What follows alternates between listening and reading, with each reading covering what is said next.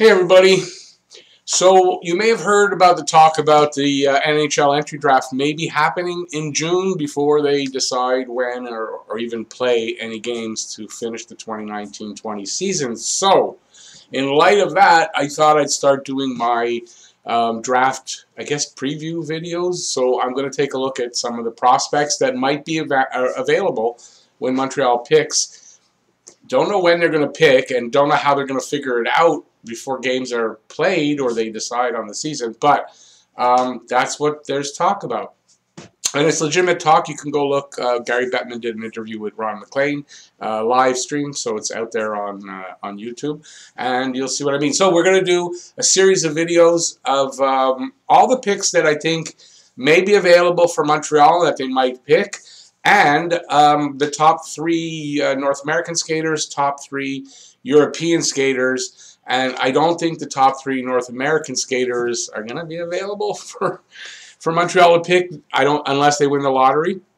So, anyways, we're going to take a look right away, and right away, of course, right away. We're doing the video. First guy we're going to look at is a guy that I think is a legitimate chance to get picked by Montreal. He should be available.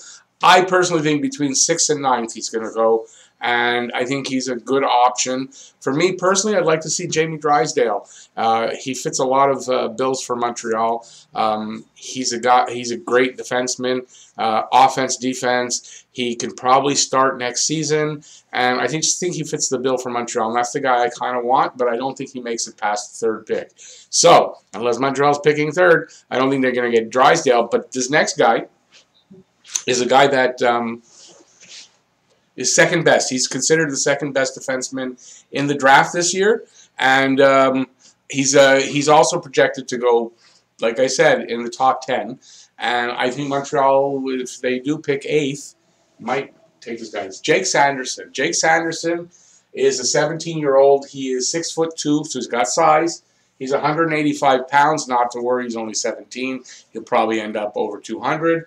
And he has really good pedigree. His father is Jeff Sanderson, a long-time NHL player. Played for many teams. You can consider him pretty much a journeyman, but not because he was not a good player. A really good skater, and it's something he passed on to his son. He is ranked right now number 4 for North American skaters. So he's ranked number 4, and this is by Central Scouting. There's other rankings, but I'm using Central Scouting. So he's ranked number 4. So that means, there's probably 1 or 2 Europeans going to go ahead of him. That's why I say somewhere around 6 and maybe drop down to 9. So, but I hope if he's still there when Montreal is picking, more than likely, I think this is the guy to go with. He's committed to the NCAA next season in North Dakota. It's close to where he's from Montana, which is weird. So you don't have a lot of hockey players. If he makes the NHL, he'll be the first Montana-born NHL player. In 2019-20, he played for the USN DTP. He played 19 games, 2 goals, 12 assists, 14 points. He also played for the USN Under-18 team, and he played 47 games with them, 7 goals, 22 assists, 29 points. So the guy puts up some points. So he's got good offense, and his defense is good as well, as we'll get to. Really good puck control.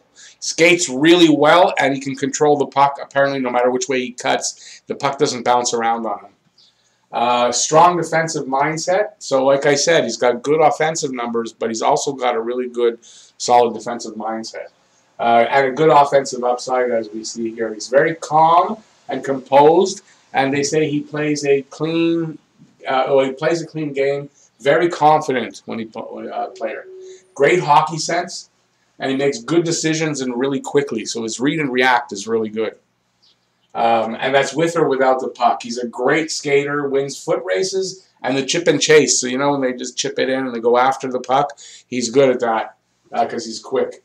And, that goes along with like a Victor Mete or something like that. But he'll probably take a year or 2 in the college ranks before he hits Montreal or AHL. He's got a great slap shot and wrist shot from the blue line, and it's a big weapon of his. So he's got a really great shot, and something that we need. Apparently, he's not a quarterback player, a power play quarterback. He's not a power play quarterback, but he plays on the power play, and that good shot You know, something like Shea Weber with that rocket. You know, you get a guy. You want a guy firing the puck from there that's got a good slap shot. Highly active stick, apparently, especially in the defensive zone. Underrated passer. He's apparently a really good passer, back behind him and all that. Really good passer, underrated that way. Great gap control. He keeps the guys close to him, proper distance, and down low. He's exceptional. They said down low. So an exceptional down low defender. So the guy's got the offense and the defense. Explosive transitional game. When he gets a chance, he's a great skater, so he can break out really fast. And like I said, a great read and react game. So that goes along with quick decision making. So Jake Sanderson looks like he's going to go somewhere where we're picking, as long as we don't fall backward in the draft somehow. And he looks like the kind of guy that Montreal could use. He's the second best defenseman in the draft. That's clear apparently. And remember, I don't know all these guys. I'm going by scouting reports I read. And he looks like the guy that they might pick. You know, if they're looking for that type of player, a defenseman, who gives you the offense and the defense and has size, it's him. If they're looking for a forward for offense, for goals, it's not him, obviously. So next up is a guy that, at the beginning of last season, probably would have been considered in the top 10, maybe 12. He's had concussion problems in the last 12 months, and that's going to drop him. But I really love his name, and he's from Quebec. So I thought, considering that, I'm going to leave him in here. And I'm thinking that since he may drop out of the first round, it's possible. You never know. He might be an option in the second round. So it depends, because he's had concussion issues. It's not that he's a small guy, because he's not a small guy. He's 6 feet, may grow a little bit. And his name is Hendrix Lapierre. Hendrix Lapierre. Now, I love Jimi Hendrix, and I would imagine at least one of his parents did too, because where else do you get that name, Hendrix? But Hendrix Lapierre, I really love the name. He's an 18-year-old from Quebec. I want to say Gatineau, so near Ottawa, so he's probably fluently bilingual. He's 6 feet, 181 pounds. He's a center. He's ranked right now 13th amongst North American skaters for Central Scouting. So as you can tell, he's dropped, and he's probably not going to go for them. But I really liked his name, and I wanted to include him here. And he may be an option for second round, so think about that. Injury limited him to, in 2019-20, 19 games, 2 goals, 15 assists, 17 points. Not a big shooter. Apparently that's what he needs to work on, is to shoot more. 3 concussions in his last 12 months. Needs to work on his shot, shoot more. Plays the game the right way. That's what scouts say. They didn't kind of define what that meant exactly, but he plays the game the right way. So imagine he's a clean hockey player. He works hard, and apparently he's all over the ice. Well, they also said substance over flash. I'll get to the over the ice. Top 6 potential playmaking two-way center. So he's a really good playmaker and a good two-way center. Has a 200-foot game. Smart player, highly skilled, high-end vision and good positioning. Smart guy. So he's got good vision and he gets himself into the right positions. And apparently he's always involved in the play when he's out on the ice. So he's always involved in the play. One thing they said, scouts can't go there and not notice this guy, because when he's on the ice, he's involved in what's going on. He's effective in all 3 zones. That's the 200-foot player. And great hockey sense and a really good compete level. So, you know, if we can get a guy like this in the second round, you take a bit of a chance on the concussions. I get it that it's a risk, but guy could turn out to be a gem from the second round. Next up is the one goalie that I think is going to go maybe in the top 10, if not really close to the top 10. I don't think Montreal is going to pick him, but you never know. You never know. This guy is apparently well worth a top 10 pick as far as goal. Like Carey Price, he was the kind of goalie. He's the kind of goalie that you know he's going to be good. You know he's going to be a #1 goalie. That's all obviously barring injury. Not good for the guy. And yeah, so I'm including him here. I don't really think Montreal is going for a goalie, like I said, but you never know. So it's Yaroslav Askarov. Of course, everyone knows who he is. He's a 17-year-old, 6'3", got the size, 176 pounds, catches right, so that means he's blocking with his left. So he's the opposite of most goalies. which might be something that helps. He's Russian, obviously, ranked #1 amongst European goalies, and I think #1 amongst all goalies, because they're saying he's probably going to be the only goalie taken in the first round. Whereas other years you might see 2, sometimes 3 goalies taken in the first round. It's happened before, not often, but he'll be the only goalie taken in the first round. I agree with that. He's already played one KHL game, which is something, because it's a different league there, and it's not easy when you're young like that to get in there and play. So he's played one, and he won. He went 1-0-0 with a 2.00 goals against and a .920 save percentage. So it's only one game, but numbers were good. It means his it didn't get to him. He was, like Caden Primo the first game, took him a period to get his footing. This guy got it right away as well. Projects definitely as a #1 goalie. Definitely as a #1 goalie. He had a 1.25 goals against and a .960 save percentage at the 2019 Hlinka Gretzky Cup, which is the best numbers in tournament history. So that's saying something right there. For sure, the joke is Craig Button will love this guy, but I mean, everybody loves this guy. This guy's a good goalie.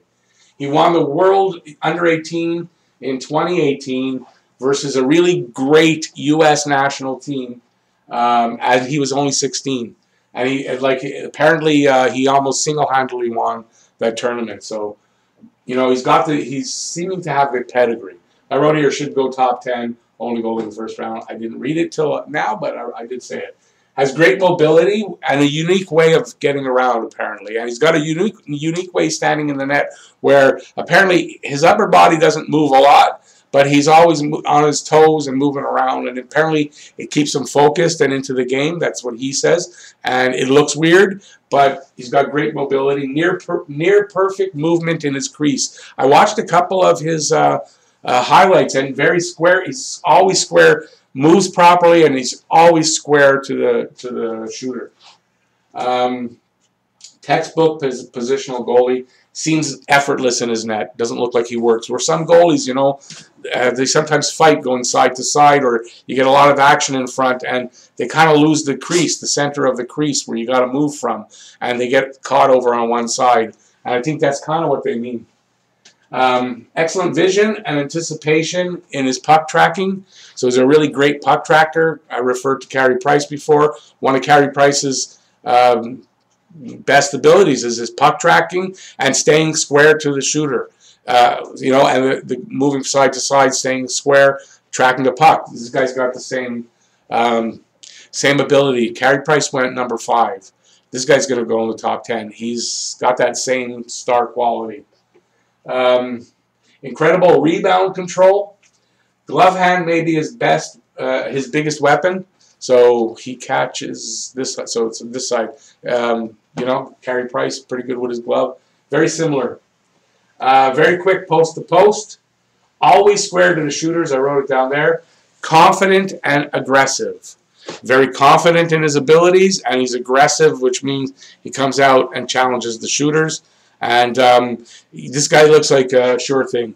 And I don't think Montreal is going to pick him, but you never know. I honestly don't think he's going to go that deep in the top 10. I think this guy's going pretty early.